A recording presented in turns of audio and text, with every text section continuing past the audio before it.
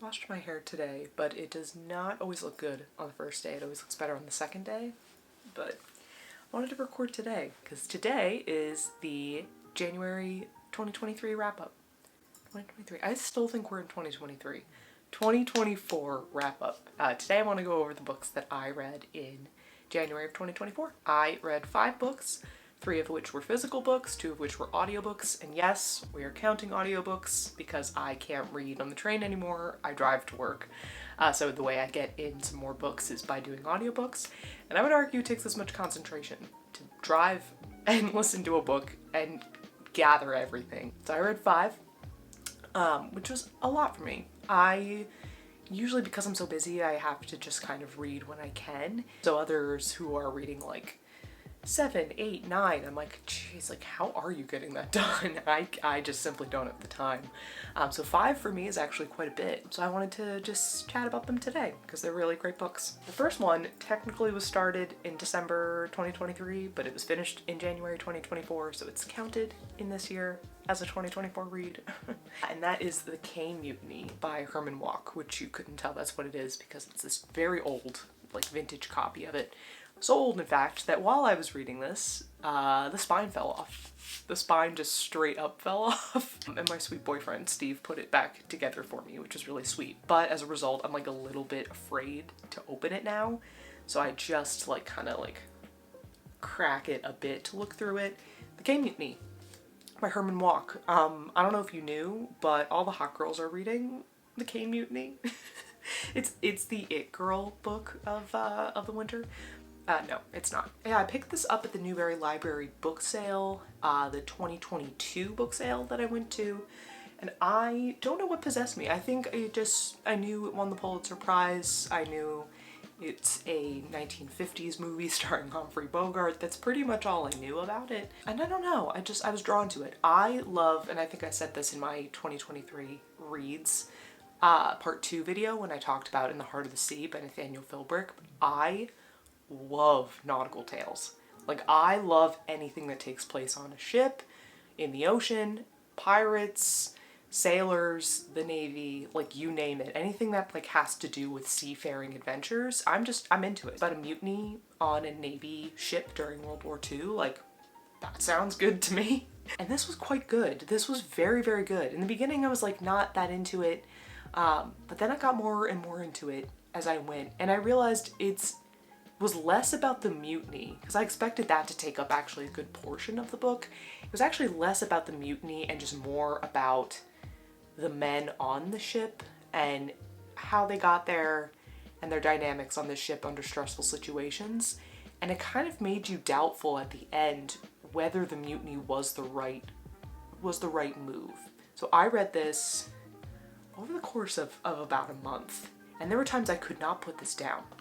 I should probably do a better job of like explaining the basic plot of this book. So basically there is a officer who just joins the World War II war effort as an ensign. He just enrolls in the Navy. He wants to be part of the Navy. His name is Willie Keith. He is like a piano player. He lives in New York. He comes from a very wealthy family, and he doesn't really know what he's doing with his life. Pearl Harbor gets bombed, and he's kind of like, well, I have to join the war. So he signs up for the Navy. Starts his naval career on a ship called the USS Caine. And the USS Caine is like not by any means a great ship. It's a really old, outdated ship. She's a minesweeper, which means that she is just supposed to be tasked with just going along the ocean floor and finding mines, which is not glorious work. It sounds like it was actually really dangerous and really scary work.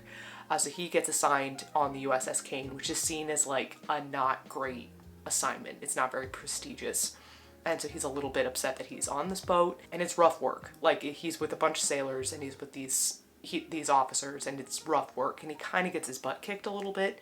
And so the character development of Willie, you really see him grow over the years that he works on this ship, because he's had to actually do a lot of rough work, and then he kind of moves up the ranks. He becomes an officer. And in the course of working on this ship, there's a new captain named Captain Queeg, who is an interesting guy. He loves to roll, when he gets stressed, he rolls these like giant steel balls in his hands And I was like, Freud would really have a time. Like, Freud would really be interested in that imagery. Because anytime he's stressed, he's just like rubbing these two balls together and you're a little like, okay. And Queeg is just like ill-fitted for the role as captain. He is very particular, he's very tyrannical. He's at both times like checked out from the job, but then he also will get really invested in the job, so he's very inconsistent. And this leads to, eventually, after this giant typhoon, this leads to a mutiny. One of the, like the second in command basically takes over. When I got into this, I was like, oh no, this is gonna be like, I am all for the mutiny. I want the mutiny to happen, I want it. But then when the mutiny happened, I was like, oh, that's the mutiny? Oh, that was so quick. Or like, oh, that was weird. And then it got to the court-martial, and they do the whole like trial scene. And even at the end, you're a little bit like, did there have to be a mutiny? Like, wait, it's left almost a little ambiguous. And it's just interesting. It's very interesting. So there was a lot brought up in here about like men under stress, men under extreme pressure, just how men interact on a ship like this, because it's so unnatural to just be floating on this giant kind of decaying ship for so long. And it's just about what men can get away with, or what should be gotten away with, or what you should put up with versus not put up with when you're in a military environment. Me not being in any type of military environment, I'm like, I wouldn't put up with that BS. I'm not part of the Navy. So some things, you're like, I guess that comes with the territory of being in the Navy, that they're this nasty and like this terrible to you, but also the things Captain Queeg was subjecting his crew to, I was like, that's out of the realm of, I think, ordinary conduct. So it just brought up like all these things. I will say, this was just pumped with testosterone. I was reading this like, okay, men. There were two female characters.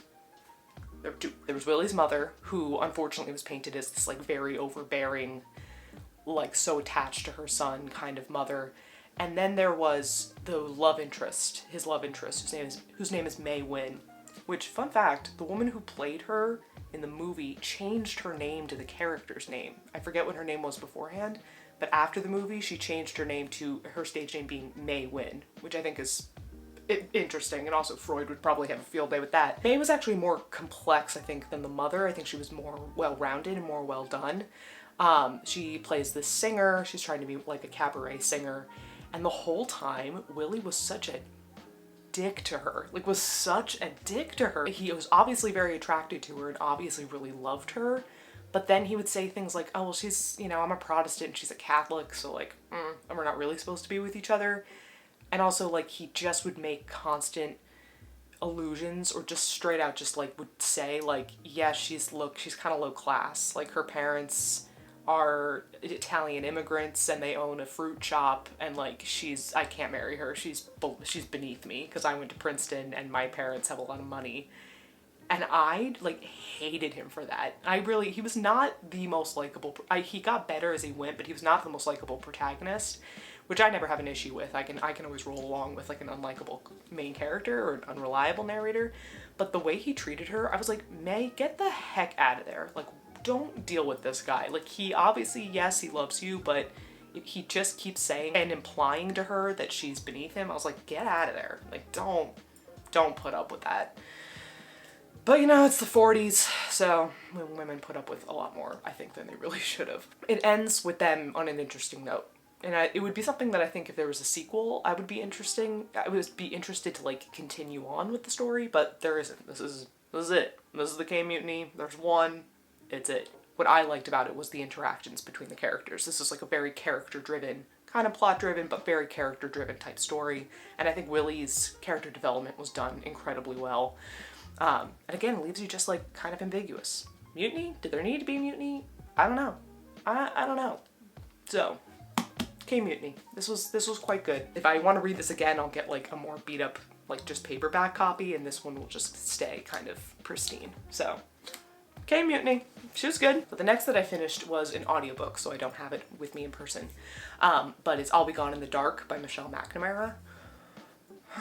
Okay. When I tell you there is nothing that has scared me more in my life than this story, I'm not exaggerating. I can't lie. I have consumed a lot of true crime in my life. True crime is something that's very interesting to me. I like the psychology behind it, the stories behind it, how it shows the pitfalls of our justice system and our police system. I just find it all very fascinating. I know a lot at this point, maybe a little too much. And this is a story that I do know. I watched the HBO series back when it came out in I think 2020 or 2021, and I really liked that series. I also, though, couldn't sleep. Any bump in the night, I was like, that's it, because it's a terrifying concept. So this is I listened to the audiobook version of this book by Michelle McNamara. Basically, this is about Michelle McNamara pursuing and trying to find out who this Golden State Killer was. She was the one who actually gave it the moniker, the Golden State Killer, because this was one individual who's committing all these crimes. He started in Northern California and then worked his way south. It started as peeping toms, progressed to burglaries and rapes, which then progressed to burglaries, rapes, murders. So it just spiraled. And he worked for like a 10-year period, and California was just scared out of their wits, because his thing also is that he would stalk a couple, he would break into their house in the middle of the night, he'd have the man tied up, and then he would hurt the woman, and then by the end he was like killing the couples. And I don't know about you, but when I have my boyfriend with me at home, I feel much safer, but this just completely shatters that safety completely, because you're like, oh, he went after couples. And Michelle McNamara she was a writer, she's married to Patton Oswalt. She was so fascinated by this story, and she like relentlessly went after this in pursuit of finding out who this man was, to the point that she kind of sacrificed her own relationships, her own sanity, and her own health. So she actually passed away before the book was finished. She was in the midst of writing it, and it was with the investigator she was working with and her husband.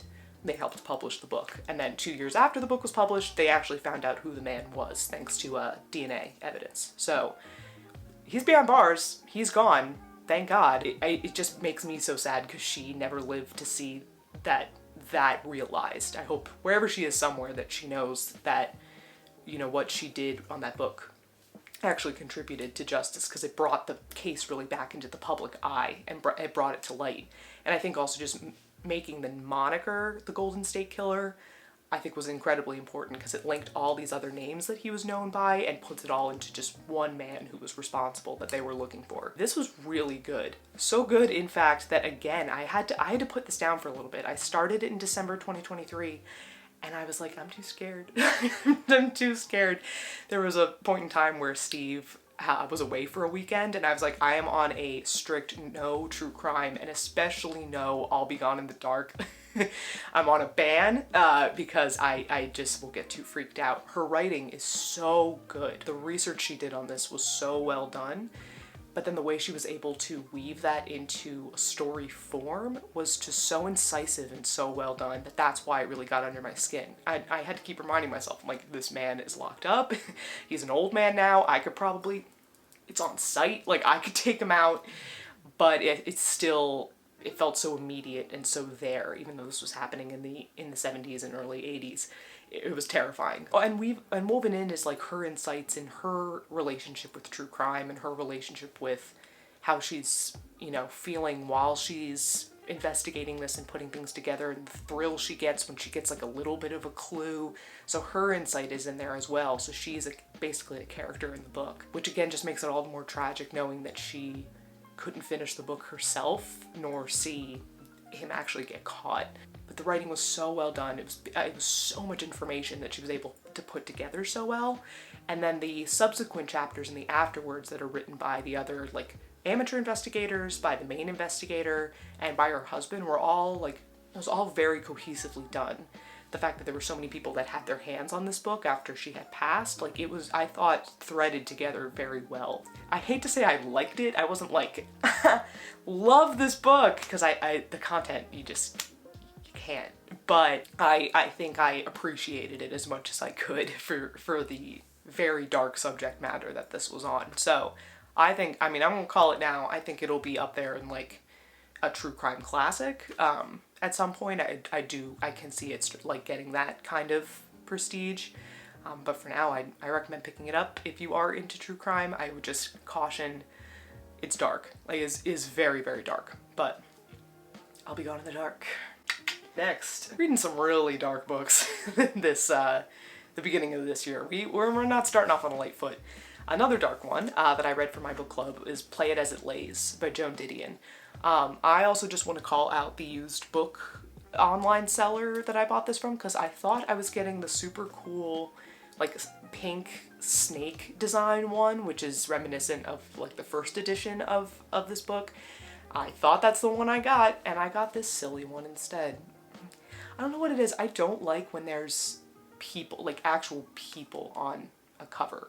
If it's a painting, that's different. When there's like people on it, I just think it kind of like, it's just not that cool. And I really don't like this cover. That's fine. Other than that, it's in perfect condition, so I have nothing to complain about. Play It As It Lays. This is, I believe, Joan Didion's only novel, if I'm not mistaken, but this is her most well-known novel, if anything. This is about Mariah. She's kind of like a B-movie actress. She's like 35, 36. She's not doing like super well in Hollywood. This is in the late 60s, and she's like kind of in the middle of a divorce, kind of not, with her husband Carter. Her daughter Kate is young. She's probably about 5 or 6, and she has some kind of medical condition. It's never really disclosed, so she's living like in a care facility. She's not with Mariah. And it just is kind of vignettes about Mariah kind of unraveling. Like, it's a little bit of like, she's like obviously a little depressed in the beginning, and then it just kind of spirals outwards. So there's no cohesive plot here. There's a loose one, but it's mostly just like vignettes of her speaking with, I won't say friends, because they're really not the best of friends, but like her associates, I suppose, or maybe Carter's friends, and just about her like kind of pontificating on life and what it all means, and that everything is kind of this big game of chance and you play it as it lays. That motif comes up often. And this, again, like, I can't say that I was like, oh, I loved it, because it was just so bleak, but I loved it. I love Joan Didion's writing. I was talking about it with the moderator of the bookstore, because we were like, is it sparse writing? I don't know if sparse is the right word for it, because there is so much in here, but it's just excellent. Like, she's able to really strip everything back to its barest bones, but it still says so much. And I love it. And there's just some sentences and things in here that will just hit you. And kind of like I felt the whole soul of the book is at the very end. One thing in my defense, not that it matters. I know something Carter never knew, or Helene, or maybe you. I know what nothing means, and I keep on playing. Why, BZ would say. Why not, I say. Ooh. Like, she knows what nothing means. Why not? And usually if someone asks you why, and then the philosophical answer is why not, that's usually something I would find more optimistic. Like, why not do the thing? You know, we only have one life, why not? Whereas this why not, because she knows what nothing is, like, has just a much bleaker tone. Why not? You know, like, and it just, like, that is, like, what the whole book feels like. Especially because at the very beginning of the book, too, she says, I used to be an optimist until very recently, until basically the contents of what she's going to tell you in the story. And that just is, ugh. And it's just classic Joan Didion, because Joan Didion's like, oh, the 60s, like, you think the 60s are cool and, like, hip, right? Like, peace and love, like, it was so, like, fun. And then she writes, like, the essay Slouching Towards Bethlehem, she, like, peels back the cover, and you're like, oh, actually, this was kind of a mess. There was, like, a lot under here. People were very unhappy, and people were very uncertain, and it was actually kind of an ugly time that we've kind of forgotten about already, because we've already glamorized it. I'm someone who never lived during the late 60s and 70s, and I've always kind of, like, dreamed about the hippie movement, been like, oh, what is that like? Like, what was it like to live then? It must have been so cool and so free, and but then it takes someone like Joan Didion to be like, yeah, I was there, this happened, and you go, oh.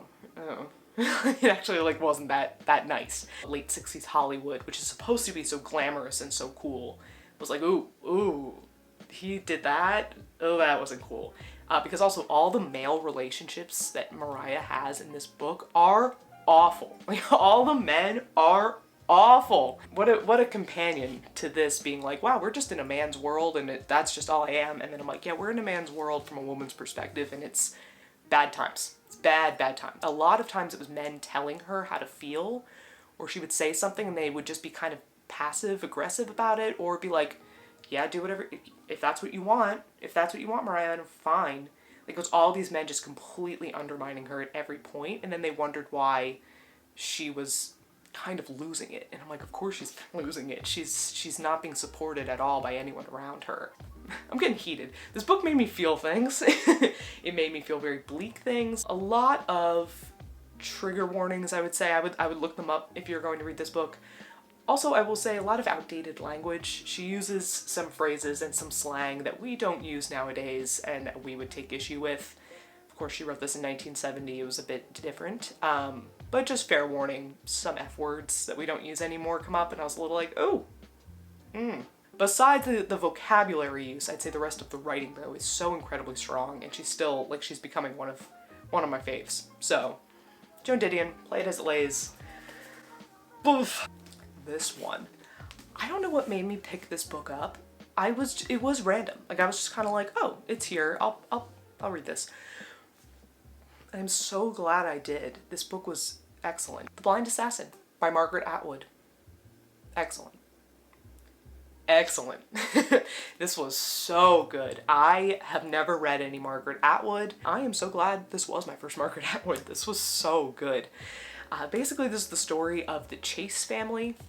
They're a very prominent Ontario family. They live in like a very small little town right outside Toronto. And it's kind of about their decline, and specifically about these two sisters of the family, Iris Chase and Laura Chase. Iris Chase winds up marrying this like very prominent industrialist who basically like is saving the family from ruin. And her sister, this is not really a spoiler because it literally is the first sentence of the book, but Laura, her sister Laura commits suicide. And in her wake, she's left a book called The Blind Assassin. So this book has a book within a book called The Blind Assassin, which is about these two unnamed lovers who kind of meet in these secret rooms. There's something going on where they can't be seen in public together. They have to meet in these secret rooms. And they tell this story about the blind assassin. So that's the novel within the novel. And that was written by Laura Chase, who's Iris's sister, and the rest of the book is kind of within Iris's perspective about her life growing up and her, you know, moving through World War I into World War II and onwards. So good. There's so much that I can't tell about this book. You have to just let it unfold. But the way it unfolds, Margaret, so well done. Some of it I knew, some of it I could kind of call early on, but that didn't ruin the rest of the experience. They make it clear on the back too that the book is supposed to like tie into the Chase family life in some way. I could figure out about maybe a third or halfway through how it related, but the way she presented that information was so well done. And then there was also a little part of the book, the book within the book, that I didn't see coming at all. And then I was like, oh shoot, okay. The characters in this are so well done. Iris is, a lot of the story that Iris is telling, she's telling it from when she's an old lady. And she's like not a very quaint, cute old lady. She's kind of like, I hate everybody. And I'm like, I can't be bothered. But that made her actually a very interesting character because you still got to see more within her. And you realized, you're like, oh no, this is just a person who's hurting. She's shunning the world because she's been so hurt, and that's just done very well, to the point that I still loved her. Like, I still related to her and loved her, even though she wanted nothing to do with me. Her sister Laura was such an interesting character, very kind of odd and mercurial, but had her own little interesting world going on.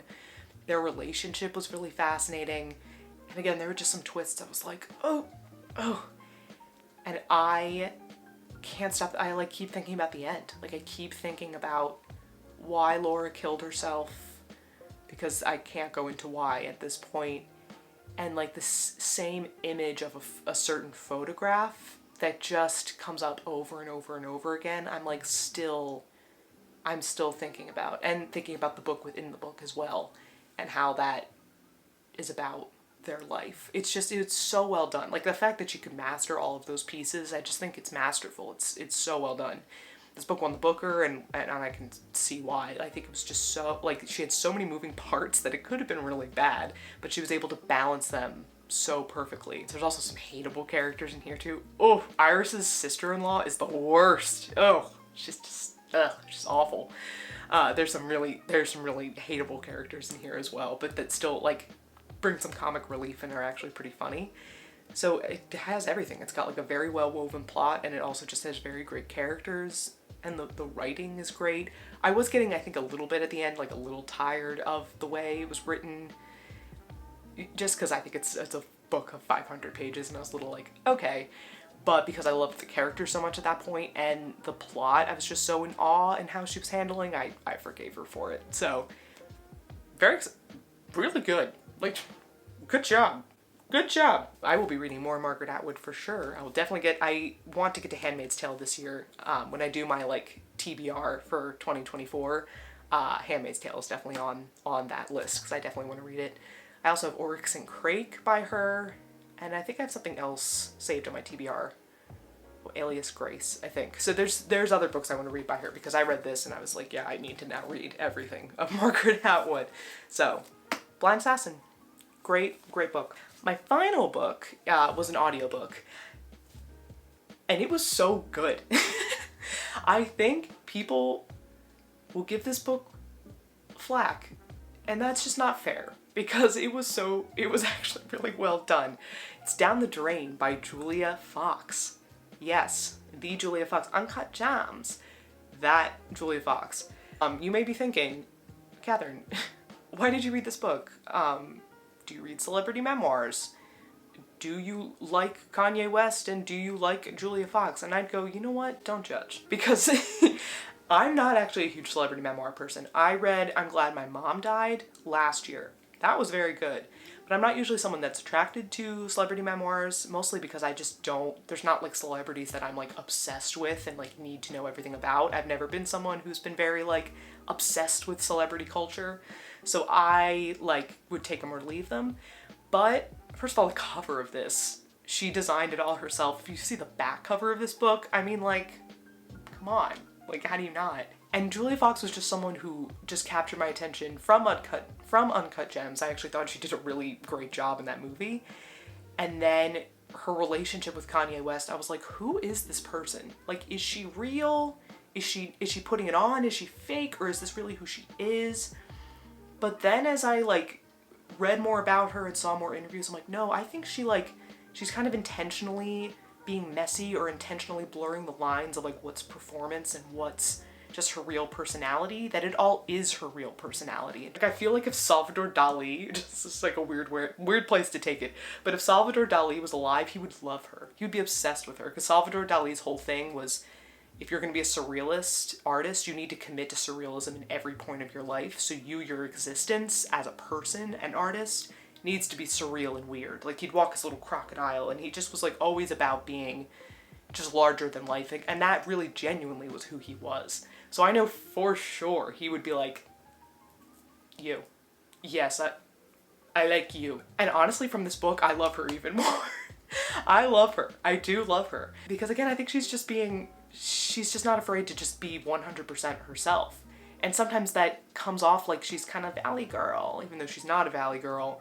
And she might come off like a little like shallow and fake. But like that's just her. And she's just being her. And this book was like a confess all of her life, basically from her, all the way from birth, her childhood, to her breaking up with Kanye West. That's the span of this book. And her life was bonkers. The amount of stuff that happens in this book, I think she's like 35 or 36, but she has had so much happen to her. I'm like, so she grows up, her mother is Italian, her father is American. She lives in Italy for like the first 5-6 years of her life, and then she goes to live with her father in New York. Her parents' relationship was just incredibly volatile, at times abusive, but mostly more neglectful, I'd say. So she just basically ran around New York as a kid wild. Like, she did everything. She was running around wild. She was getting into drug, sex, rock and roll at like a very young age, which obviously will have its ramifications. And so the book just like kind of is just like word vomit of just like all these memories and these collection of things that happened to her. And I've seen people criticize it because they're like, there doesn't seem to be an editor, like it seems to be too messy, but I'm like, I think that's kind of the point. Like, it's supposed to be kind of like a messy tell-all, And isn't that kind of what we want? In this age of Twitter where we have so much transparency and yet everything's still so controlled and image focused, that don't we want something that's just a little like, and then I did that, and you're like, but it feels like you're talking with your friend about this crazy night that she had, but it's her life. She's just telling it all. She's just letting it all out. So she's also worked as a dominatrix. She had a sugar daddy. She's like been in abusive relationships, and she goes into that. And so there's people who I think like don't like that it has just like a kind of word vomit, like I'm gonna spill my guts kind of feel, but I liked that about it. And also I felt there was a very common thread of her discussing like taking back her own power in relationships, because she was often in these very controlling relationships, that she at some point finds the internal locus of control to say, no, I'm leaving these. And also there's a thread of her friendships throughout here. It's really like, I was listening to this and I'm like, I don't know how she survived. Like, I don't know how she's alive right now. There's many times she actually should have died. But I saw it that, like, a lot of it was due to her own strength and her own intelligence that she lived, but also her friends. Like, she had certain friends throughout her life really help her and carry her. And then also she had friends, though, that I was like, those might be the worst friends I've ever heard in my life. When she was heavily into drugs. If you have friends who are really heavily into certain drugs, they're not going to be your best friends, because unfortunately, I think the thing that's on their mind most is the drug. For example, there was like one scene where her friend he was living, I forget where he was living, I think Michigan, and he like couldn't get good heroin, so he was like, oh, I need good heroin. And she's like, oh, I'll get you some. I'm in New York, I'll get you some. So she like gets the heroin, she's driving to Michigan, she gets pulled over, and she has to spend a night in jail, but she has illegal drugs on her, which luckily they don't pat her down, she just like hides it on her body. And then they release her, when she gets out and she calls her friend, like, yeah, I'm gonna be a little late, like, oh my god, I got pulled over, I was in jail, I could have gotten caught. His only question is, yeah, but did you get the H? And I was like, imagine. Like, so she had a lot of friends like that too. So I saw it was like, yes, it was her friendships that carried her through, and a lot of like her trials and tribulations with figuring out who she could trust and who she can be with, and who were not actually good friends to her because of their own problems at home or their problems with substances. But it just made for it was entertaining. It was just purely entertainment. It was so interesting. And just the writing itself was good. Like, I think she actually was a good writer. Especially that last chapter, the end, I was like, oh my god, yeah. Like, she could write. Let her cook. Let her cook. I want more. Like, I want her to, like, come out with part 2. A Rising from the Drain, where she gets her redemption arc. Because her thing at the end, she was like, yeah, all this stuff happened to me, but it made me stronger. And also, like, I'm done. I don't want to be a sex object anymore. Like, I want to, I don't care about men's opinions anymore. I'm just gonna do my own thing, and you can come with me or you don't have to come with me. And I'm a little like, that's how you have to do it. If you're a celebrity, I think you can't care, and you gotta just do what you have to do to express your art and to be yourself. So, she did that. I recommend it. If you're not usually a memoir person, or you're just confused who she is, this book will explain a lot. She explains she never names him, but she explains the whole situation with Kanye. It's from her perspective, and that's her perspective, you just gotta take her word for it, and it's, oh, so good. This was great, and actually I was very happy I read the audiobook. I was going to get a book version of it, but then I was like, wait a minute, I want to hear her voice tell this. Because she has a very, like, she's from New York, but she has a very, like, put-on Valley girl. She's got, like, a little bit of the vocal fry. I'm like, I can't believe you did this. Like, that's what she sounds like, and you would think maybe you couldn't listen to a whole book of that, but because you know this is her life, it made it. I would recommend doing the audiobook. So, thank you to my local library and the Audible for, getting me that loan, because it was fantastic. Anyway, those are my books for 2023, January 2023. It was an excellent time. It was a good time. It was good. It was a good time. I read some good stuff. Really good stuff. I'm very excited for February as well. Current reads, just to list those off, I am reading The Count of Monte Cristo by Alexandre Dumas. I'm supposed to finish that by the end of February, but I might be a little behind. It's weird because I love it. It's really good and really entertaining, but then sometimes I kind of put it off. I don't know. It's a big book. It's daunting, but it's very good. And I'm reading The Night Circus by Erin Morgenstern, which is totally out of my comfort zone. I am not someone who usually reads fantasy or reads like more contemporary fantasy, but so far it's really good. It took me a little bit, but now we're into it and it's very good.